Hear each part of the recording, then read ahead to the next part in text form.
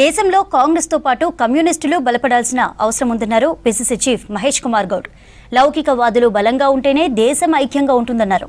హైదరాబాద్ రవీంద్ర భారతిలో నల్గొండ మాజీ ఎంపీ సురవరం సుధాకర్ రెడ్డి సంస్మరణ సభలో పాల్గొన్నారు. కగా టైంలో తాను మాట్లాడిన మాటలను సురవరం మెచ్చుకున్నారని తెలిపారు. దేశం ఐక్యంగా ఉండాలని సురవరం సుధాకర్ రెడ్డి కోరుకున్నట్లు తెలిపారు పిసిసి చీఫ్ మహేష్ కుమార్ గౌడ్. కార్యక్రమంలో ఎమ్మెల్యే కూనంనేని డి రాజా, బివి రాఘవులు, తమ్మినేని వీరభద్రం, ప్రొఫెసర్ హరగోపాల్, గుమ్మడి నరసయ్య పాల్గొన్నారు. ఈ దేశంలో ప్రస్తున్నటువంటి పరిస్థితుల్లో కాంగ్రెస్ పార్టీతో పాటు కమ్యూనిస్టు బలపడాల్సిన అవసరం ఉంది అనేటువంటి మాట చెప్పడం జరిగింది. దానికి కారణం లౌకికవాద శక్తులు బలపడ్డప్పుడే ఈ దేశం ముందుకు పోతుంది. ఇవాళ పరిస్థితుల్లో ఈ దేశంలో కులాల పేరిట, మతాల పేరిట, ప్రాంతాల పేరిట దేశాన్ని బలహీనం చేసినటువంటి సందర్భంలో కాంగ్రెస్ పార్టీ ఈ దేశంలో బలంగా ఉంది. కమ్యూనిస్టులు కొంత బలహీనపడుతూ ఉన్నారు. కమ్యూనిస్ట్ పార్టీ బలపడని గట్టిగా చెప్పడం జరిగింది. కమ్యూనిజం ఎప్పుడు వీగిపోదు, అక్కడక్కడ పలచడం పడ్డ కమ్యూనిజం సజంగా ఉంటుంది కాబట్టి కమ్యూనిస్టులు బలపడాలని చెప్పడం జరిగింది. ఈ కమ్యూనిస్టులు బలపడాలని బాగా చెప్పావు. దాంతోపాటు కగారు విషయంలో నువ్వు మాట్లాడిన కూడా విన్నాను. నేను ధైర్యంగా కగారు విషయంలో మాట్లాడావు నువ్వు, నేను అది చూశానని మాట చెప్పండి. అంటే అంత గుర్తుపెట్టుకొని నేను ఆ రోజు లెఫ్ట్ పార్టీస్ ఒక మీటింగ్ ఏర్పాటు చేసి ఆ మీటింగ్లో చెప్పాను. నేను స్వతహాగా నక్సలైట్ విక్టిమ్ అయినప్పటికీ ప్రస్తుతం ఉన్నటువంటి రాజకీయ పరిస్థితుల్లో ఖగార్లో జరుగుతున్నటువంటి హింసకి సీజ్ ఫైర్ కావాలి. కేంద్రంలో ఉన్నటువంటి ప్రభుత్వం ఎక్కడో పాకిస్తానీ తీవ్రవాదులతో సీజ్ ఫైర్ ప్రకటించి యుద్ధం ఆపేసిన ధర్మిలా మన పౌరులు ఖగార్ ప్రాంతంలో ఉన్నట్టు మన పౌరులు వేరే పంతా ఎంచుకొని ఉండొచ్చు, వారితో సీజ్ ఫైర్ చేస్తే తప్పేంటని అడిగాను. దాన్ని కేంద్రంలో చాలా టీవీలు మహేష్ గౌడ్ అనేవాడు దేశద్రోహిని చాలా నడిపించినాయి. అది కూడా సురవరం సుధాకర్ గుర్తు చేసినారు ఆ రోజు. అంటే అంత గుర్తుపెట్టుకొని ఖగార్ విషయంలో మీరు మాట్లాడినారు, బాగా మాట్లాడిన మాట.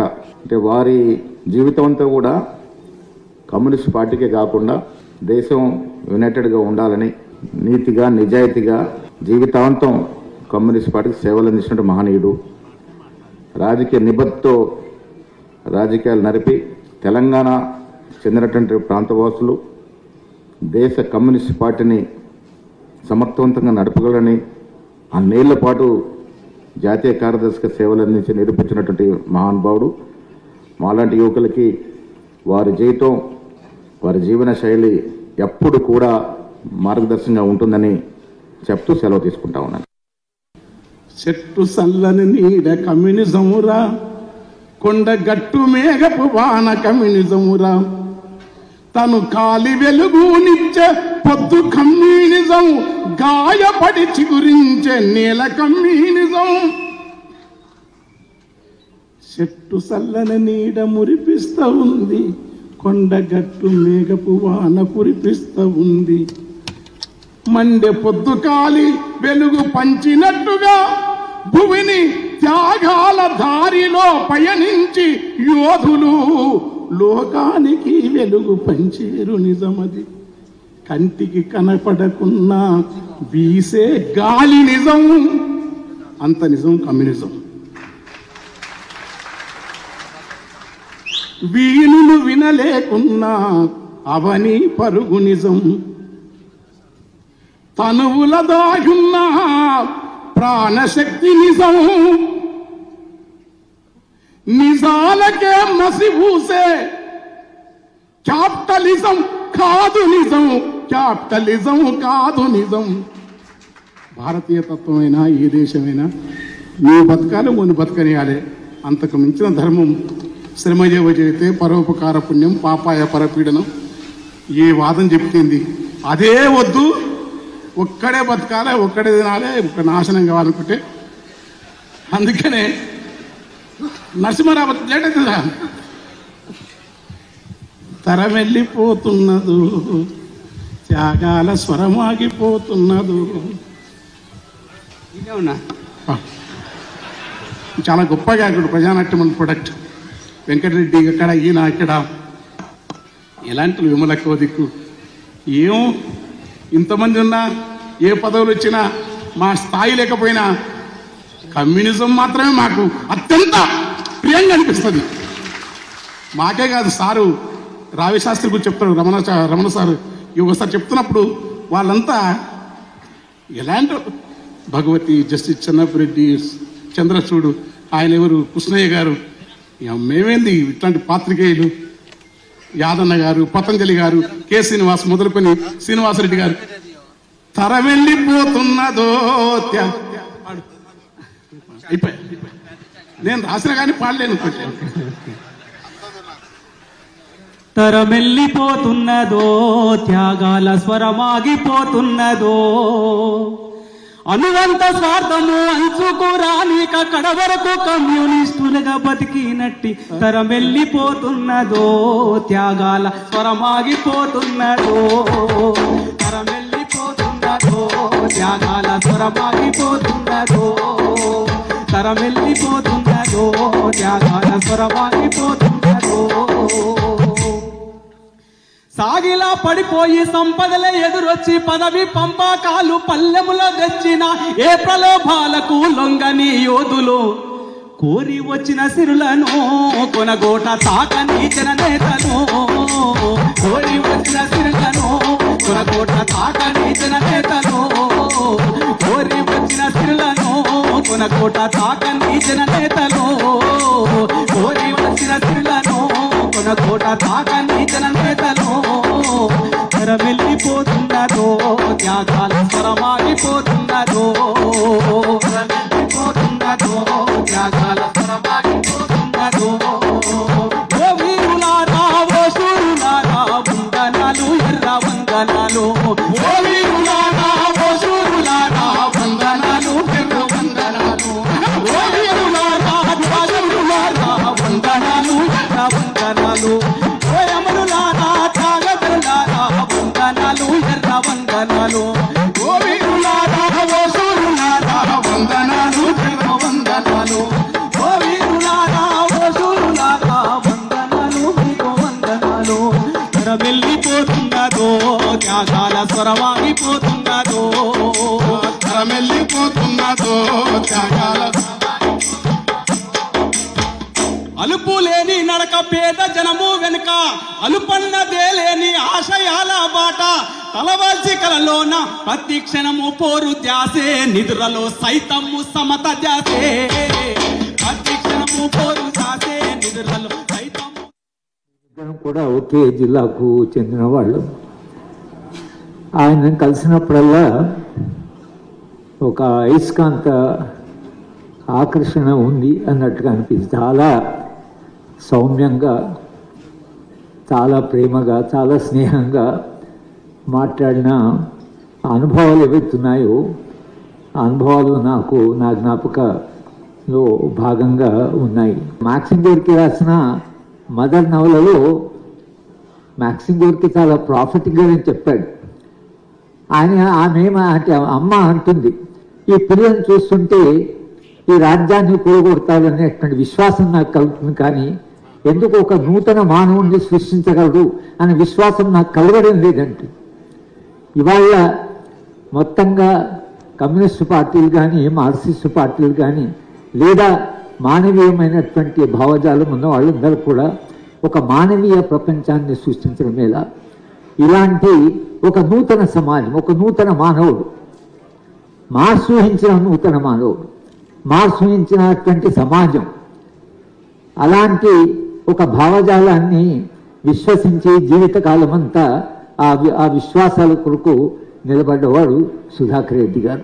కనుక సుధాకర్ రెడ్డి గారి మంచితనం, ఆయన మానవీయత, ఆయనకుండే మాడెస్టీ, ఆయన ఇతర మనుషుల పట్ల చూపే గౌరవం, ఆయన జీవించిన జీవితం ఏవైతున్నాయో ఇవి రాబోయే తరాలకు ఒక వారసత్వంగా సుధాకర్ రెడ్డి గారు ఒక మనిషిగా ఎలా జీవించాడు, మనిషిగా ఎలా ఉండేవాడు.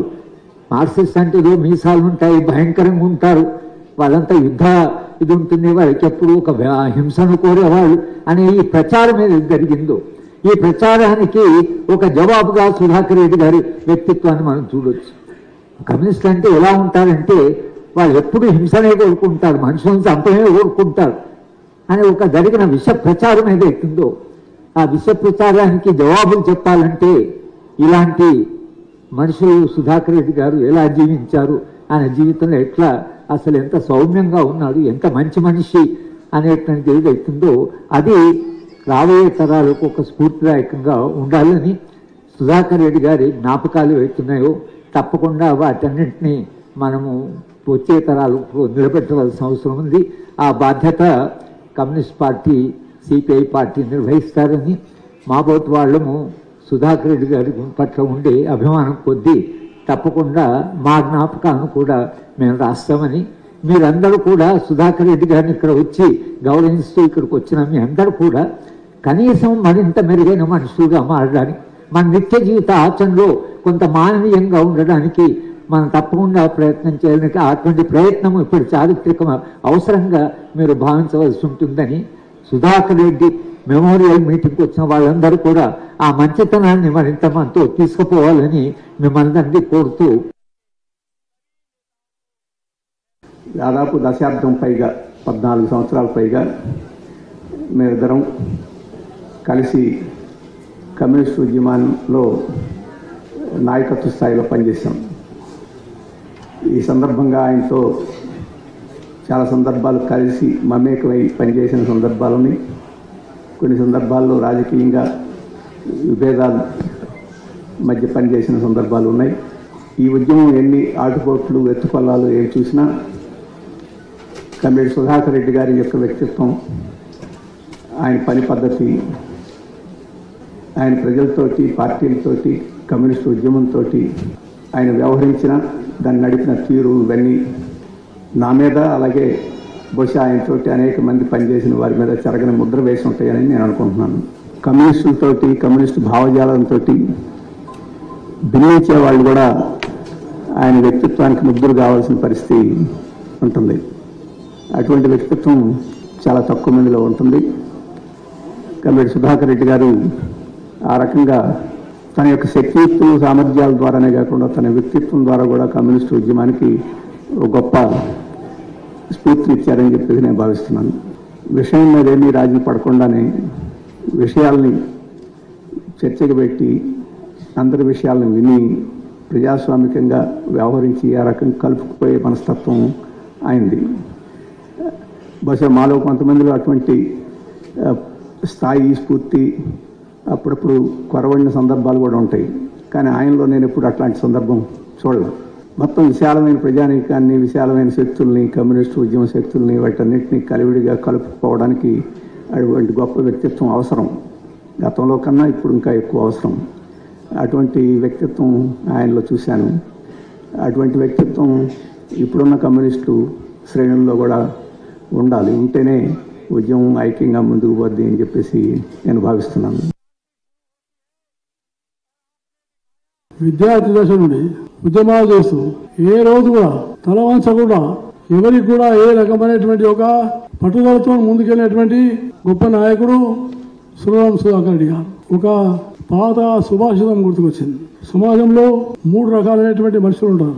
ఒకరు పనిని ప్రారంభించి విఘ్నాలు వస్తున్నాయని వదిలిపెట్టేస్తారు. రెండో వారు పని చేపట్టాక కొన్ని ఇబ్బందులు వస్తే ఆ పనిని వదిలిపెట్టి వెళ్ళిపోతారు.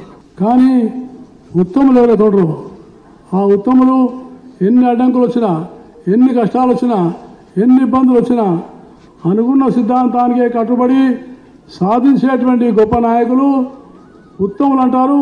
ఆ ఉత్తములో ప్రథముడు సురవరం సుధాకర్ రెడ్డి గారని నేను మీకు సభాముఖంగా మనవిస్తాను. ఏదో చేయాలన్న తపనతో మొదలుపెట్టి ఆ తర్వాత మధ్యలో ఆటంకాలు రాగానే వదిలిపెట్టేవారు మధ్యములు. కానీ ఎన్ని అడ్డంకులు వచ్చినా, ఎన్ని పరిస్థితులు ఎదురైనా, ఎన్ని రకాలైనటువంటి ఒక ఆటంకాలు కలిగినా చెక్కు చెదరకుండా నిలబడేటటువంటి ఒక వ్యక్తులు ఉత్తములు. అలాంటి ఉత్తమ శ్రేణి నాయకుడు అఖిల భారతీయలో సిపిఐ పార్టీకి ప్రధాన కార్యదర్శి ఉన్న నాయకుడు సురవరం సుధాకర్ రెడ్డి గారని నేను మీకు సభాముఖంగా మనం చేస్తున్నాను. వారి జీవితం చాలా గొప్పది. నేను చాలాసార్లు వారిని కలుసుకునేటువంటి అవకాశం దొరికింది. చాలాసార్లు చర్చించినాం. రాజకీయాల్లో వారు ఒక నైతికమైనటువంటి ప్రమాణాలు నిలిపారు. ఓ నియమబద్ధమైన జీవితం నడిపాడు. ఏ రోజు కూడా అధికారం కోసం అరువు దాచలేదు, పదవి కోసం అరువు దాచలేదు, పేరు కోసం పదవి దాచలేదు. నిరంతరంగా పనిచేసినటువంటి ఒక పార్లమెంట్ సభ్యులు సురాం సుధాకర్ రెడ్డి గారు. పోరాటాలకు మద్దతు ఇచ్చే దాంట్లో సురవరం సుధాకర్ రెడ్డి గారు మొదటి వరుసలో ఉండేది పార్లమెంట్ సభ్యుడిగా, ఆ రోజు సిపిఐ ఎంపీగా. తెలంగాణ సమస్య వచ్చేసరికి మరి ఇక్కడ భారత కమ్యూనిస్ట్ పార్టీ, మార్క్సిస్ట్ పార్టీ నాయకులు కూడా ఉన్నారు. మొదటి దశలో విశాలాంధ్ర తెలంగాణ రాష్ట్ర ఏర్పాటు ఉద్యమము, ఇది ఒక వేర్పాటు ఉద్యమం అనేటువంటి అభిప్రాయం ఉన్నప్పటికీ కూడా మరి మాలాంటి వాళ్ళం, బహుశా కాకతీయ యూనివర్సిటీ ఒక ఇన్ఫ్లుయెన్స్ అనుకోండి మా పైన ఉండి, తెలంగాణ సమస్యలకు ఒక ప్రత్యేక రాష్ట్రం వస్తేనే పరిష్కారం అవుతుందని చెప్పి ఒక భావజాలం మా పైన ఇన్ఫ్లుయెన్స్తోని మరి కొంత మేము భారత కమ్యూనిస్ట్ పార్టీ డ్రిఫ్ట్ అయిన సందర్భంలో వ్యక్తిగతంగా నేను చెప్పాలి, నేను ఒక సంవత్సరం కాలం పాటు సభ్యత్వం నమోదు చేసుకోలేదు. మరి కొంతమంది వాళ్ళ పేరు ప్రస్తావించి తెలుసుకోలేదు. వాళ్ళందరం కలిసి మేము టీఆర్ఎస్ పార్టీ ఆవిర్భవించే సందర్భంలో we're one of the founder members of TRS party.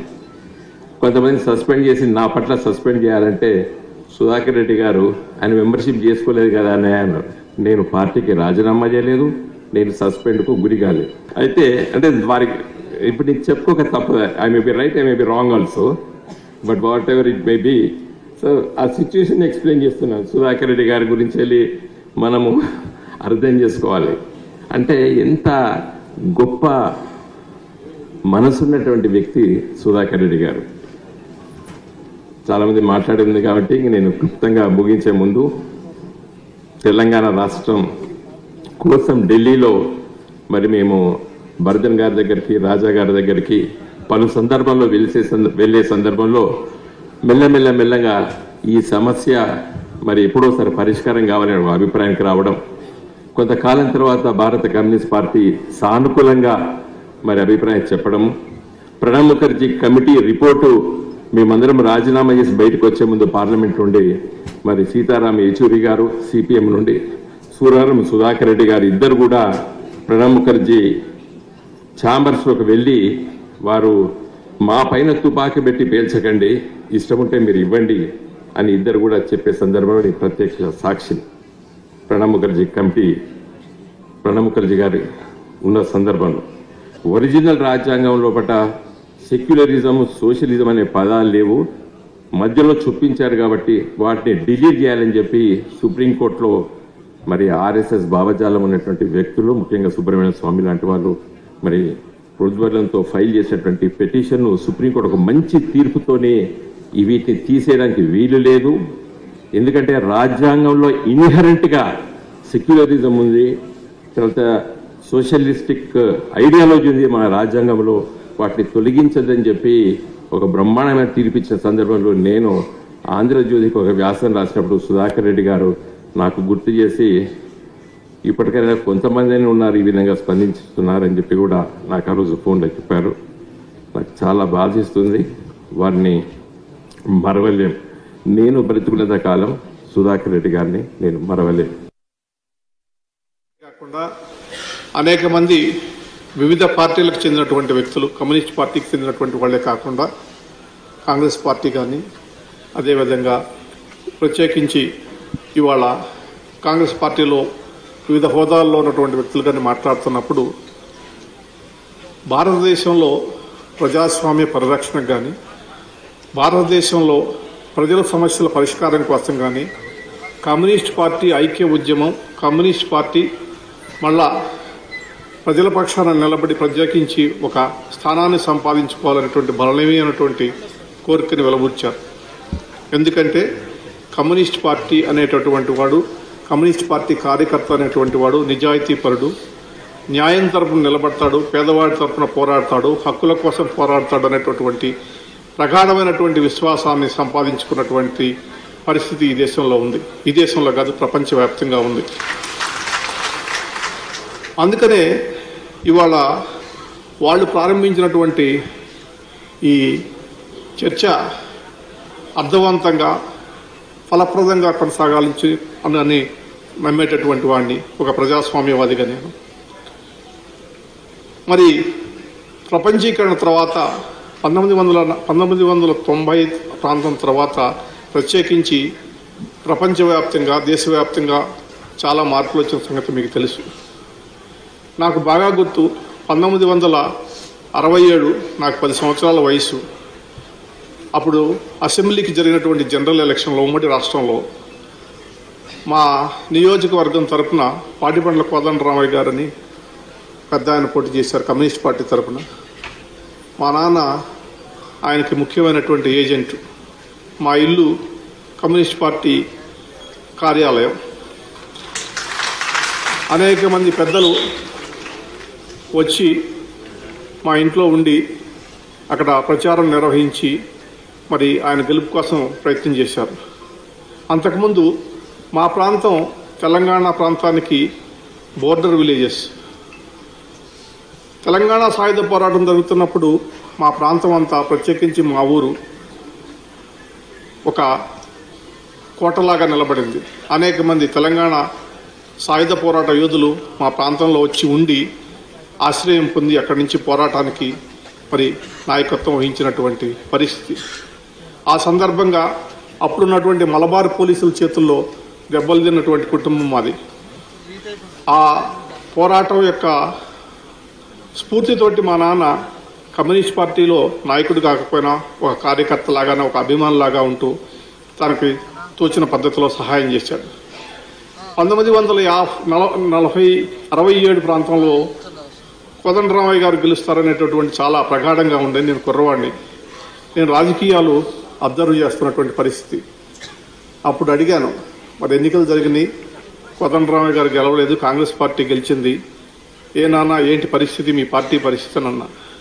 మరి ఏనాటికైనా ఎర్రకోట పైన ఎర్ర జెండా ఎగురుతుందరా అన్నాడు. కానీ ప్రపంచీకరణ తర్వాత భారతదేశంలో వామపక్ష ఉద్యమం, అదేవిధంగా వామపక్ష ఉద్యమమే కాదు రాజకీయాల్లో కూడా పెను మార్పు వచ్చింది. మనం మరి విద్యార్థులను రాజకీయాలకు దూరం చేశాం, యువకులను రాజకీయాలకు దూరం చేశాం. మీరంతా కూడా ఎంట్రన్స్ చదివి ఎంబీబీఎస్ఓ, ఇంజనీరింగో, ఇంకోటో చేసుకుని అమెరికాకు పోయి డాలర్లు తెచ్చుకుని బతకండి అనేటటువంటి పరిస్థితిని తీసుకొచ్చాం. మన సంస్కృతిలో మార్పు వచ్చింది, ఆహార అలవాట్లలో మార్పు వచ్చింది. మరి అన్ని రకాలుగా కూడా మనం ఇవాళ తీవ్రమైనటువంటి మార్పులకు లోనై ఇవాళ ఉద్యమం అంటే మరి ముందుకొచ్చేటటువంటి పరిస్థితి ఎక్కడా కనిపించట్లా. వాట్సాప్లో 4 మెసేజ్లు పంపిస్తే ఉద్యమం అనుకునేటటువంటి రోజులు ఉన్నాయి.